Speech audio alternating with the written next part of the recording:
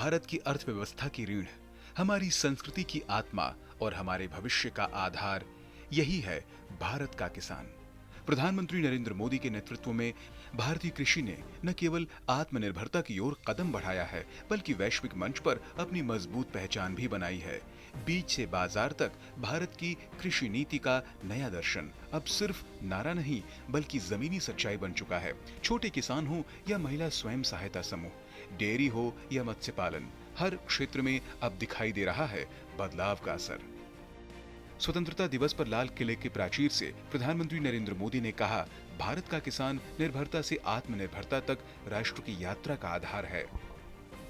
भारत सरकार ने पशुधन, डेयरी, मत्स्य पालन तथा खाद्य प्रसंस्करण जैसी संबद्ध गतिविधियों को बढ़ावा देने के साथ साथ ग्रामीण क्षेत्रों में गैर कृषि रोजगार के अवसर भी बढ़ाए हैं। भारत दुनिया का सबसे बड़ा मछली उत्पादक देश है, जिसकी वैश्विक मछली उत्पादन में लगभग 8% हिस्सेदारी है। पिछले एक दशक में भारत के मत्स्य पालन क्षेत्र में उल्लेखनीय वृद्धि और परिवर्तन देखा गया है। मछली उत्पादन 2013-14 के 96 लाख टन से बढ़कर 2024-25 में 195 लाख टन हो गया है, यानी इसमें 104% की वृद्धि हुई है।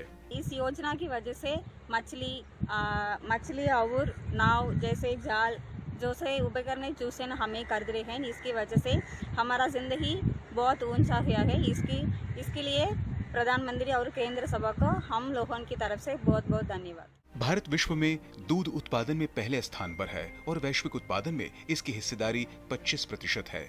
इस क्षेत्र ने औसतन 5.7% की वार्षिक वृद्धि दर्ज की है, जो वैश्विक औसत 2% से काफी अधिक है। पिछले 10 वर्षों में देश में दूध उत्पादन में 63.57% की वृद्धि हुई है, जो 2014-15 में 146.30 मिलियन टन से बढ़कर 2023-24 में 239.30 मिलियन टन हो गया है। महिलाओं को आत्मनिर्भर बनाने के लिए सरकार ने नमो ड्रोन दीदी योजना शुरू की है। इस योजना के तहत महिला स्वयं सहायता समूहों को 2023-24 से 2025-26 के बीच 15,000 ड्रोन दिए जा रहे हैं। इसके लिए सरकार ने कुल 1,261 करोड़ रुपए की योजना को मंजूरी दी है।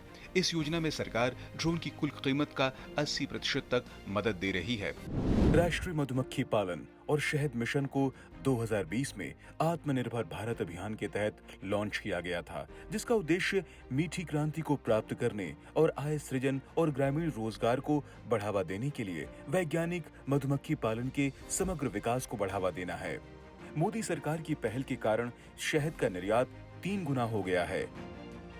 हनी बीज जो है वो क्रॉस पॉलिनेशन से फसल की उपज को बढ़ाती है, तो किसानों के लिए जो है वो बहुत फायदेमंद है। ये मिशन भी इतना अच्छा चला और इतने सारे किसानों को उससे फायदा हुआ।